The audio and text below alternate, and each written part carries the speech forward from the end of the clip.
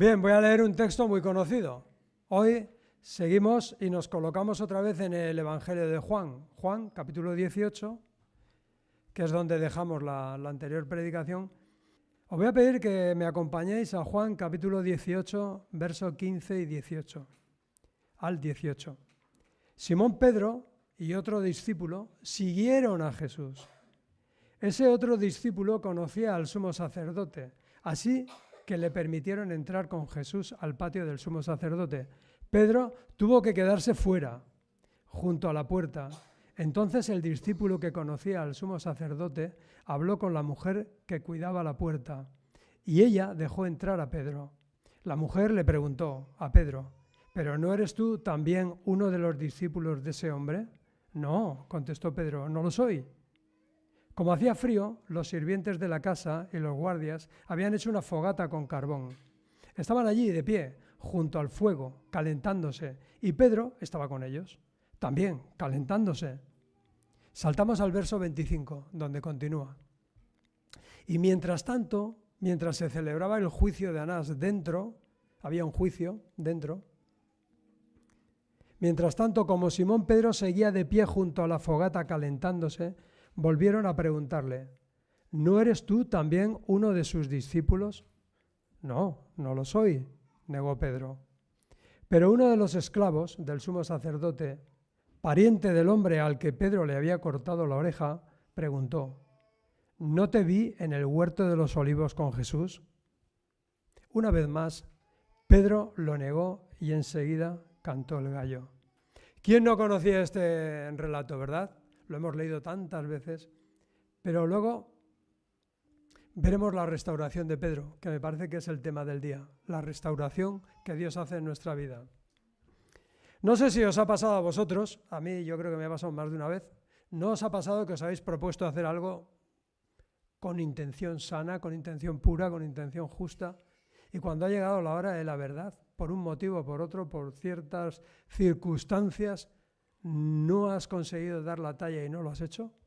A mí sí, yo me he propuesto hacer cosas que no he alcanzado, no he sido capaz de hacerlas, por cualquier motivo. Oye, ¿cómo te sientes? ¿Te sientes fatal? ¿Te sientes como que quizás ya no vas a ser capaz de hacer nunca nada de ese estilo? ¿Te sientes frustrado? ¿Te sientes abatido? ¿Abatida?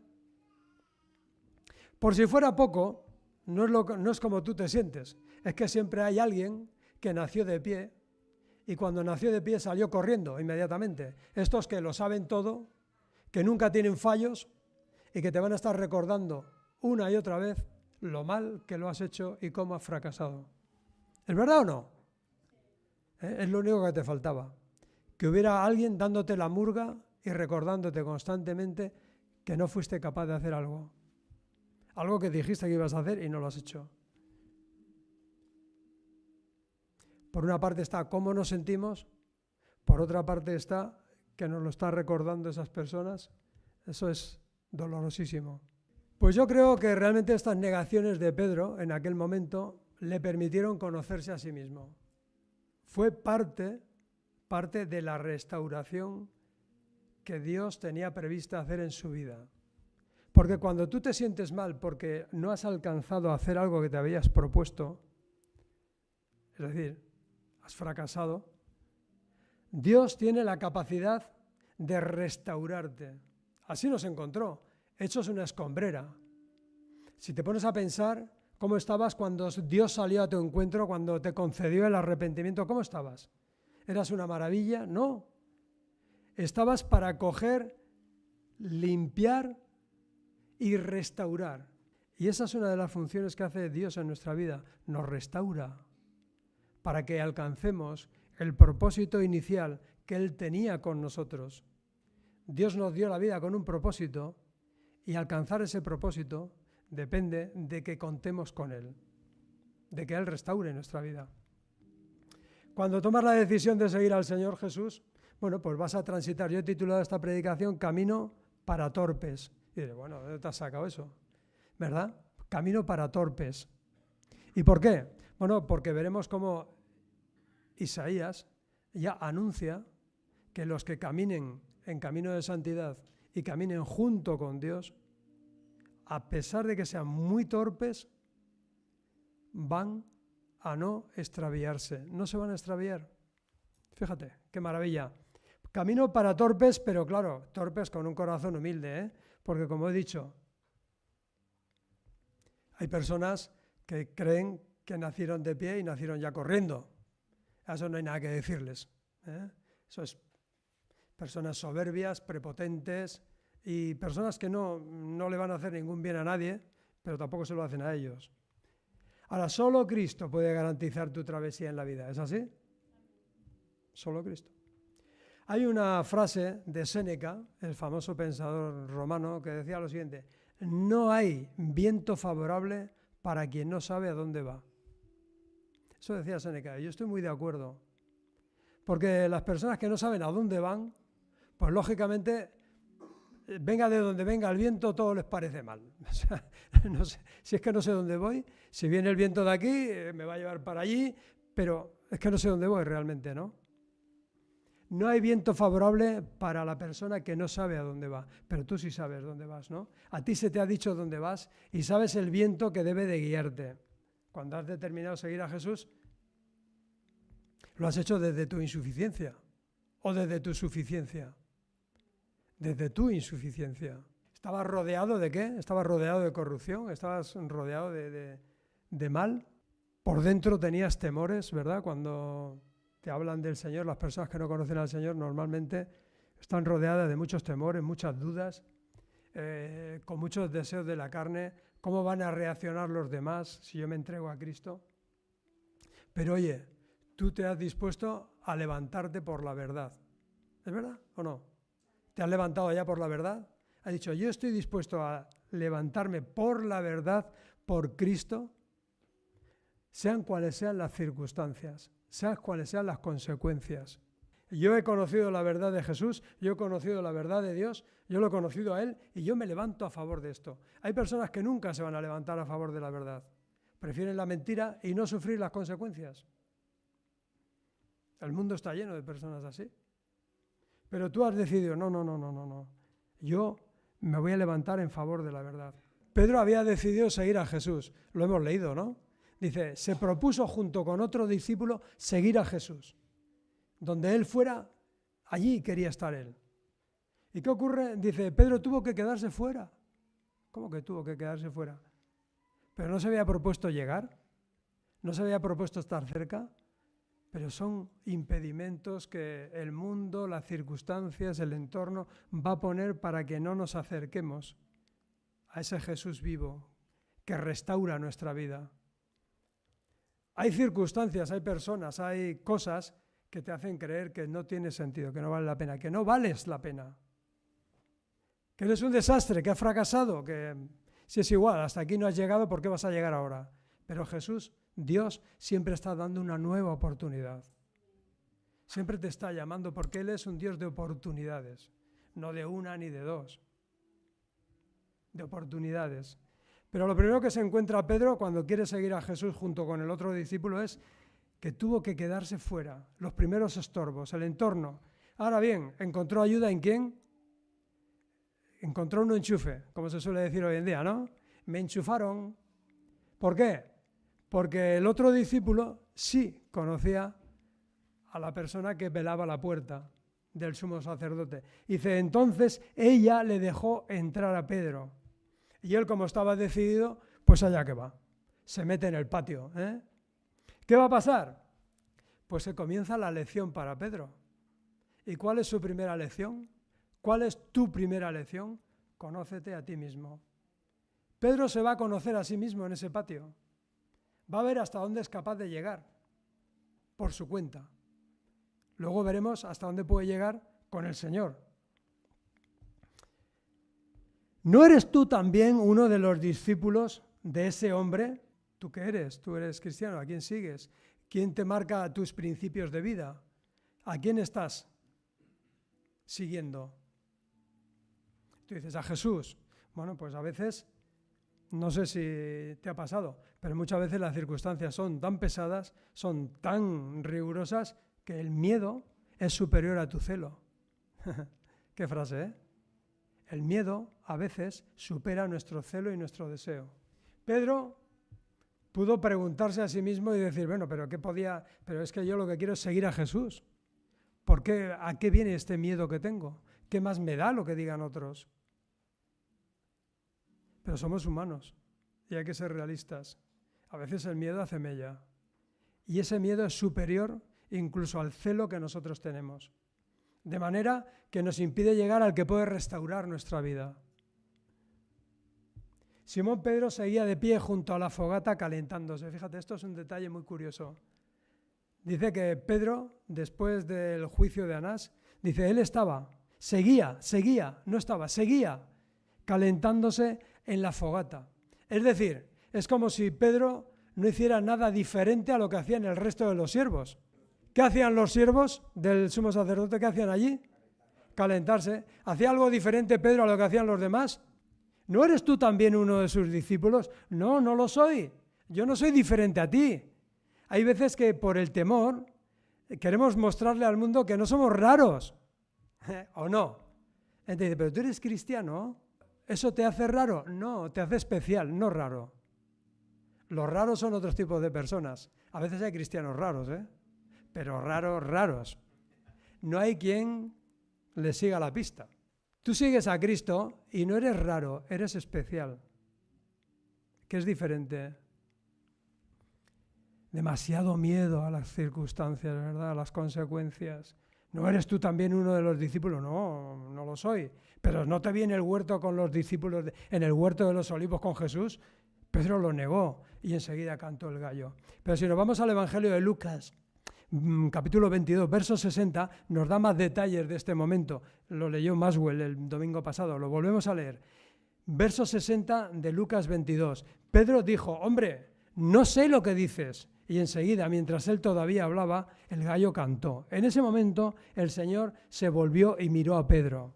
De repente, las palabras del Señor pasaron rápidamente por la mente de Pedro. Mañana por la mañana, antes de que cante el gallo, negarás 3 veces que me conoces.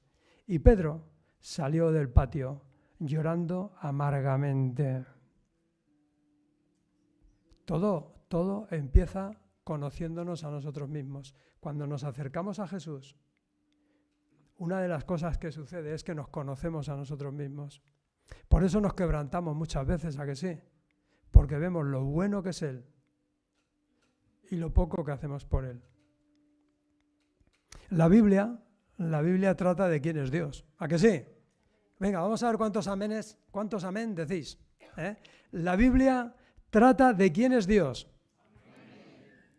La Biblia trata de qué quiere Dios. La Biblia trata de qué hace Dios. Y la Biblia trata de cómo lo hace Dios.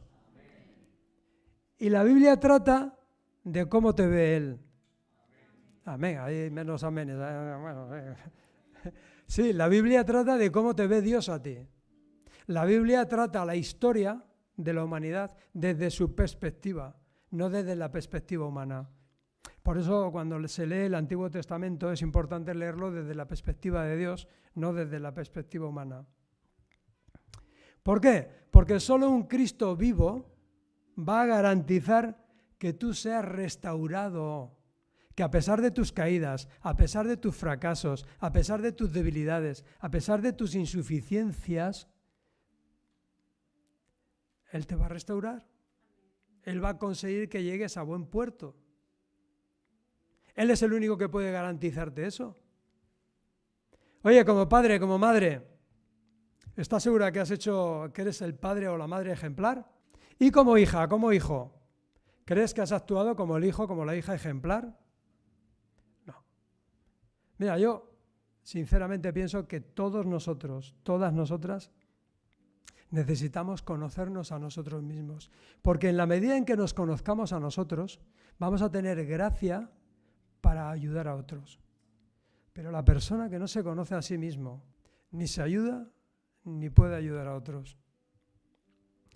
Porque no se trata de nosotros, se trata de lo que Él puede hacer en nosotros y a través de nosotros. Esa es la clave del cristiano. No se trata de la confianza que tengo en mí, se trata de la confianza que tengo en Él. Y no solamente eso, sino como decíamos al principio, es que le doy lugar a Dios, busco a Dios para que me hable, para que me muestre, para que me enseñe y para que trabaje en mi vida, en mi corazón. No termina aquí la historia de Pedro, ¿verdad? En las negaciones. A veces hay personas que hablan de Pedro, bueno, pues hasta Pedro negó a Jesús, ¿no? Sí, pero no acabó ahí la historia. Luego tuvo un encuentro, ¿con quién? Con el Cristo resucitado. Porque cuando una persona busca en un Cristo teórico, un Cristo que no puede hacer nada por ayudarme, un Cristo que estuvo en la historia, pero que realmente poco puede hacer, poco puede ayudarme, mira, estas personas no consiguen ser restauradas, viven en una constante frustración personal, de fracaso en fracaso. Y es que además eso les limita. Tienen que ser encuentros con el Cristo vivo. Y aquí fíjate que nos vamos a pegar un salto, nos vamos a ir al capítulo 21, no lo vamos a leer todo porque sería muy largo, pero si nos situamos, y os invito a que lo leáis en casa, el capítulo 21 del Evangelio de Juan habla de la restauración de Pedro. ¿Cómo lo restaura Dios? ¿Qué le dice? ¿Estás dispuesto a ir al seminario? Son 5 años, pero vete al seminario. Y ya cuando vuelvas estarás restaurado. ¿Qué le dice Dios? Haz esto, haz aquello. ¿Qué le propone Jesús a Pedro para restaurarlo? Solamente le hace 3 preguntas. ¿Me amas? ¿Me amas más que estos? ¿Me amas? ¿Me amas? Esa es la condición para que tú seas una persona restaurada, para que tú seas una persona capaz de superar tus fracasos, capaz de ir por la vida avanzando, creciendo, restaurado, para que seas una persona capaz de llevar fruto, una persona fructífera. Necesitamos conocernos a nosotros mismos y tener encuentros continuos con el Cristo vivo, no con un Cristo teórico. Cristo teórico no nos lleva a ninguna parte. Pero fíjate, voy a leer el final del capítulo 21. Dice que te digo la verdad, cuando te digo la verdad, le dice Jesús a Pedro, cuando eras joven podías hacer lo que querías, te vestías tú mismo e ibas ¿dónde? Donde querías ir. Sin embargo, cuando seas viejo, extenderás los brazos y otros te vestirán y te llevarán a donde no quieras ir. De joven ibas donde querías, de viejo vas a ir a un sitio que era donde no querías ir. Jesús dijo eso para darle a conocer el tipo de muerte con la que Pedro glorificaría a Dios. Y efectivamente, lo glorificó, ¿verdad? Él pagó con su vida seguir a Cristo.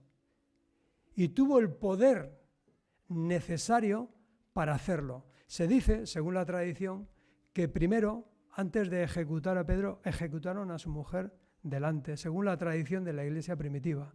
No lo dice el Evangelio, no es bíblico, pero se dice que fue su mujer muerta antes que él. Y él tuvo que ver eso. Y después pagó con su vida. ¿Cómo llegó Pedro a tener semejante poder y dominio propio para soportar el martirio?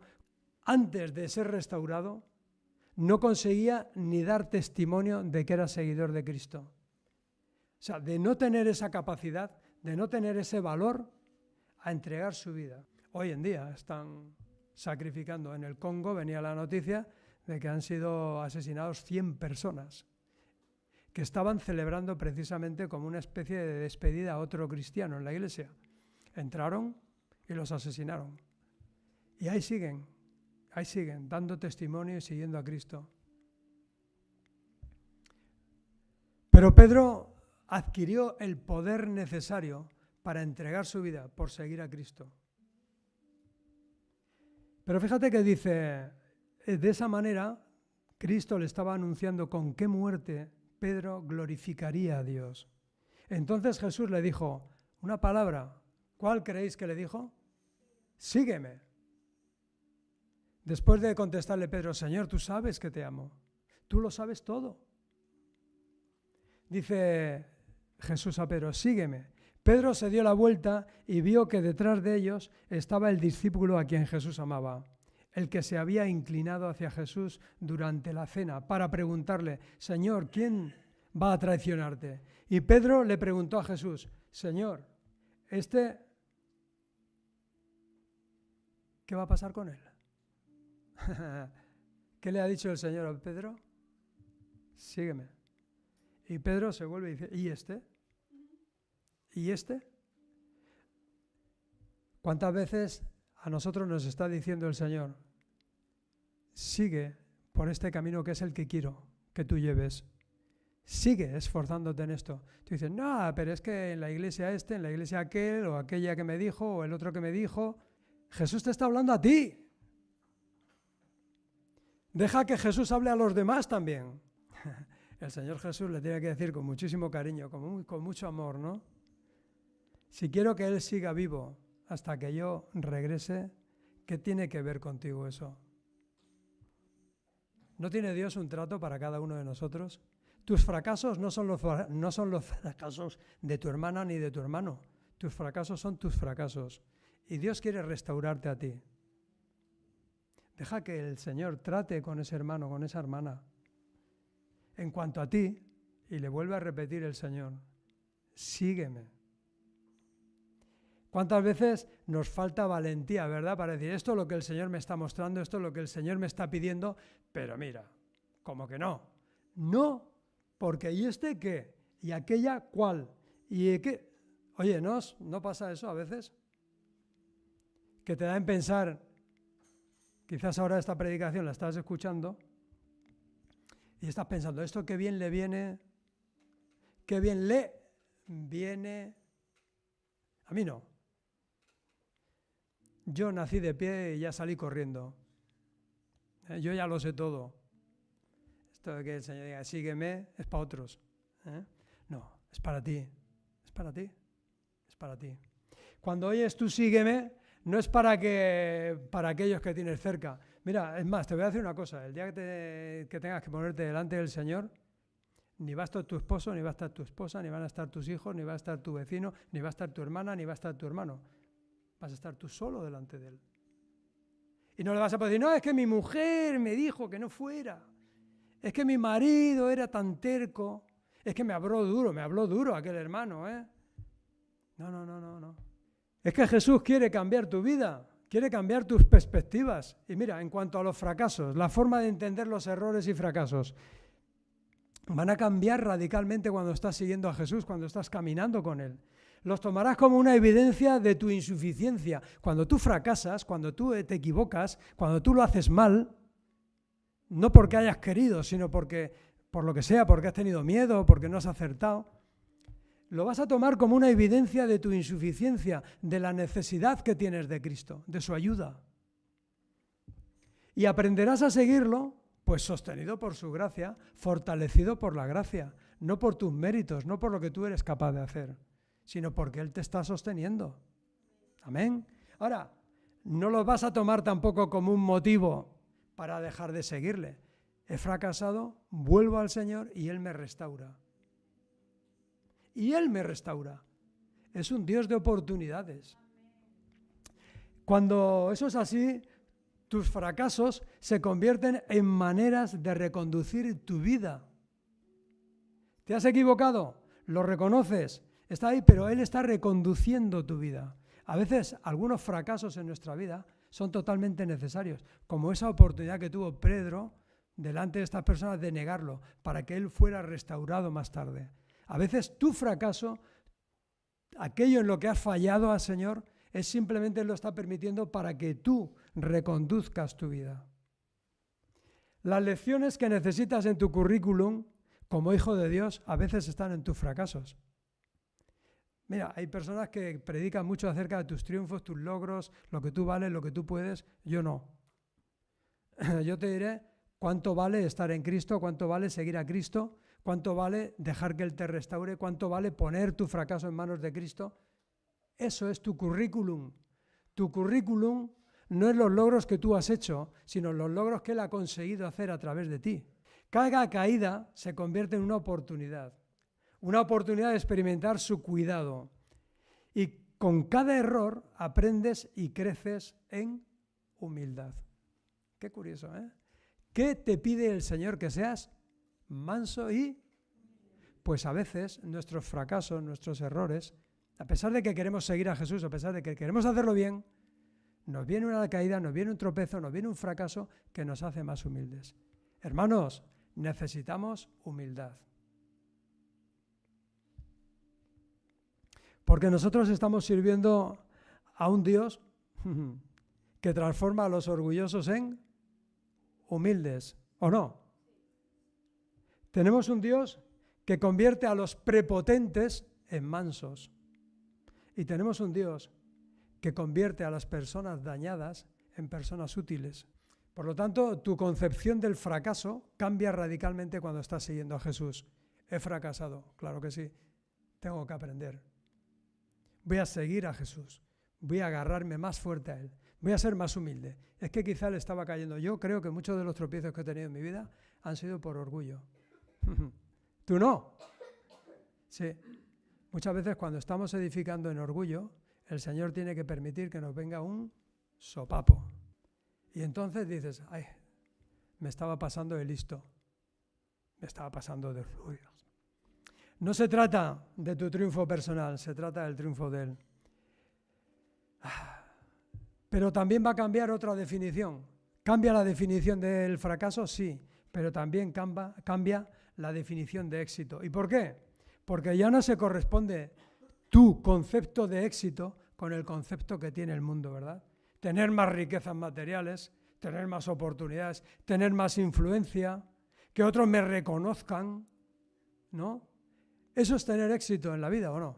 Según el mundo. Pero tú, que estás siguiendo a Cristo, encuentras satisfacción en hacer lo que a Él le agrada, no en hacer lo que al mundo le agrada. Por lo tanto, tu concepto de éxito también cambia. Ahora el éxito para ti es saber que estás colaborando con aquel que transforma a las personas y las restaura, como te ha restaurado a ti. Y acabamos. El éxito consiste en alinearse, o lo que es lo mismo. El éxito consiste en alineación, no en acumulación. La persona que sigue a Cristo tiene el concepto de éxito en alineación con Dios. Es decir, hágase tu voluntad y no la mía. Cuando estás siguiendo a Jesús, quieres estar cerca, pero para ver su tierna mirada de complacencia que te llama a seguirlo. Has caído. Y fíjate que no hay nada que haya traído tanto estímulo a mi vida, tanto deseo de servirle, como esa mirada. Cuando cruzas tu mirada con Jesús, tus fuerzas se renuevan, ¿a que sí?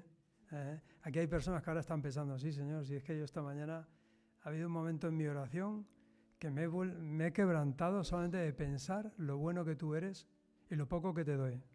Que tú lo has dado todo por mí y yo te estoy dando muy poco, muy poco. Encima me preocupo por quién viene aquí al lado, quién viene aquí detrás.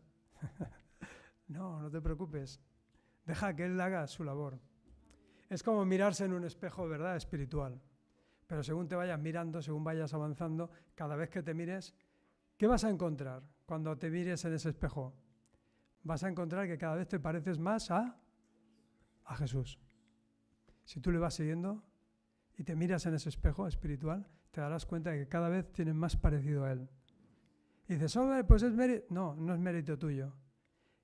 Es que Dios está trabajando con las lecciones de tu vida, con tus fracasos, tus tropiezos, tus circunstancias, tus miedos. Todo eso lo está tomando Él, te está restaurando y te está animando a seguir una y otra vez. Por eso el profeta Isaías 700 años antes, ya anunció lo siguiente, Isaías 35:8. Este es un versículo que vale la pena tenerlo subrayado. Dice, Isaías 35:8, habrá allí calzada y camino, y será llamado camino con mayúscula de santidad. No pasará inmundo por él, o lo que es lo mismo, no pasará quienes tengan una mente perturbada o malvada, no pasará inmundo por él, sino que Él mismo estará con ellos. ¿Cuál es el secreto de este camino? Él mismo estará con ellos. Evidentemente Isaías estaba adelantando lo que iba a suceder cuando los creyentes en Cristo recibieran la presencia del Espíritu de Cristo, ¿verdad?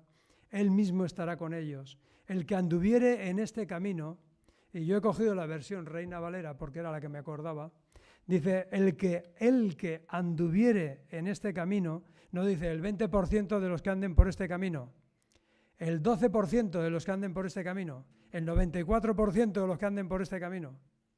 No, el que anduviere en este camino, por torpe que sea, no se extraviará. Por torpe, por insensato, por muchos tropiezos que tengas, si tú le estás siguiendo a Él, si estás siguiendo su camino de santidad, si Él está contigo, tú tienes plena garantía de que vas a llegar a buen puerto. Amén. Ahora yo me pregunto en esta mañana, ¿cuántos torpes hay aquí? Si crees que eres muy habilidoso, no te levantes. Si crees que tienes mucha capacidad por ti mismo, tampoco. Pero si tú crees que eres una persona torpe y necesitas de la ayuda del Señor para seguir caminando en pos de Él, pues en esta mañana díselo. Es muy sencillo, ahí donde estás. No hace falta que hagas nada más. Simplemente que le digas, Señor, yo verdaderamente me considero una persona torpe y necesito de tu ayuda. Necesito que hagas de mí una persona humilde. Necesito que hagas de mí una persona útil. Necesito que hagas de mí esa persona que tú te has propuesto hacer.